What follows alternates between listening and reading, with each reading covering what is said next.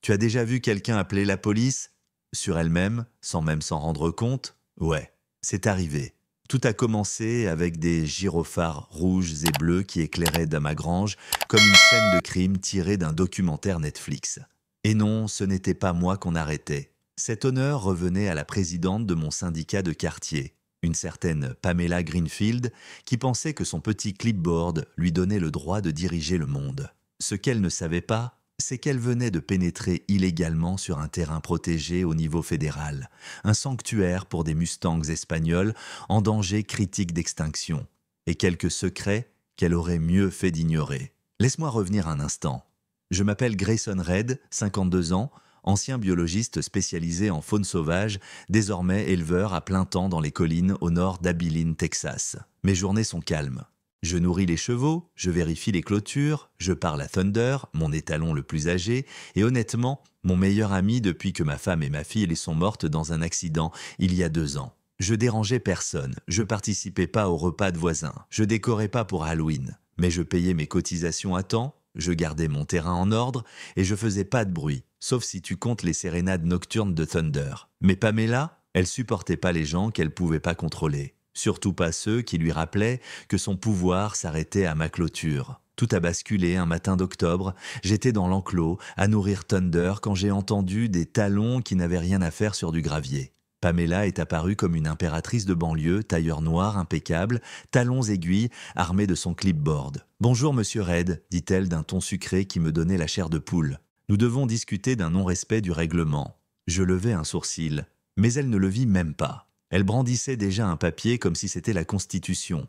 Elle affirmait que mon système d'alarme violait une nouvelle règle de l'association sur les nuisances sonores. Je devais le démonter sous 72 heures ou payer 500 $ par jour. Ce système, pas une simple alarme. Il est relié aux capteurs de température, aux distributeurs de nourriture automatique et aux alertes d'urgence. Conçu pour protéger les chevaux, surtout se sauver de mauvais traitements. J'ai essayé de lui expliquer, calmement. Elle s'en fichait. Les règles sont les règles, qu'elle disait. Mais j'ai senti un truc louche. Je lui ai demandé quand le conseil avait voté ces changements. Elle a bafouillé. J'ai sorti mon téléphone, vérifié mes mails. Le dernier message de la Shoah, une invitation à un concours de Chili, il y a 3 mois. À ce moment-là, Hank Bell, mon voisin, est arrivé. Ancien flic, toujours posé, Pamela a essayé de jouer la comédie. Juste une formalité. Hank m'a juste dit « Tu as des caméras sur la grange, non ?»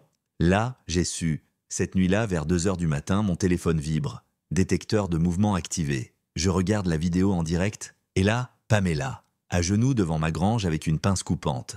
Elle essayait de forcer la serrure comme une cambrioleuse du dimanche. Thunder s'agitait déjà, soufflant bruyamment. Puis elle est entrée. Ce qu'elle savait pas, c'est qu'elle était filmée sous tous les angles.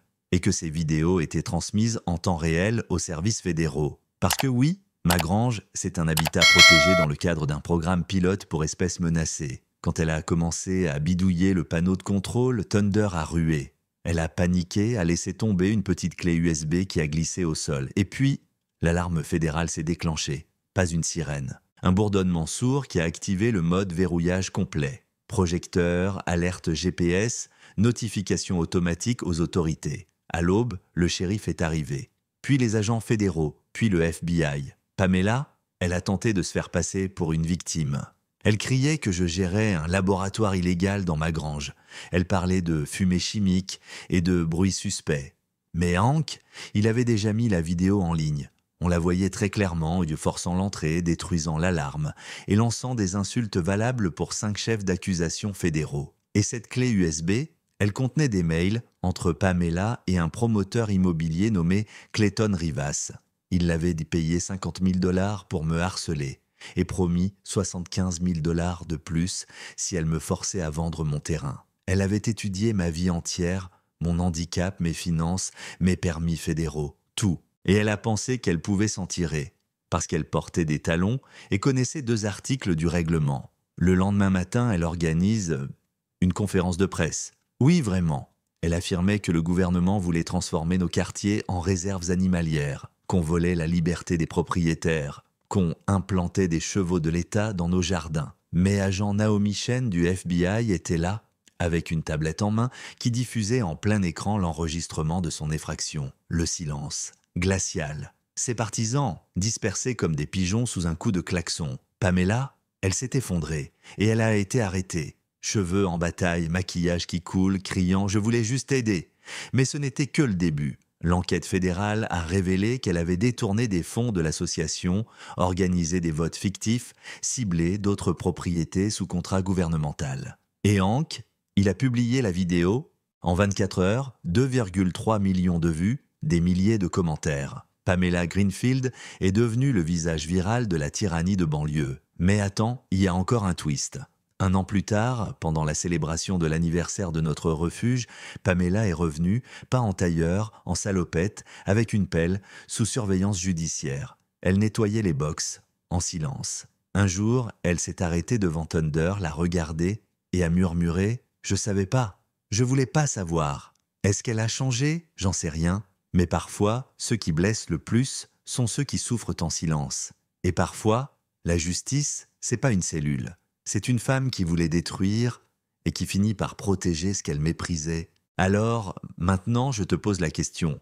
Tu penses qu'elle mérite une seconde chance? Ou que certains ne doivent plus jamais approcher du pouvoir? Dis-moi ce que t'en penses en commentaire. Parce que cette histoire, c'est pas juste des chevaux ou des règlements. C'est ce qui se passe quand le besoin de contrôle devient de la cruauté et que la vérité, quoi qu'il arrive, finit toujours par sortir du box.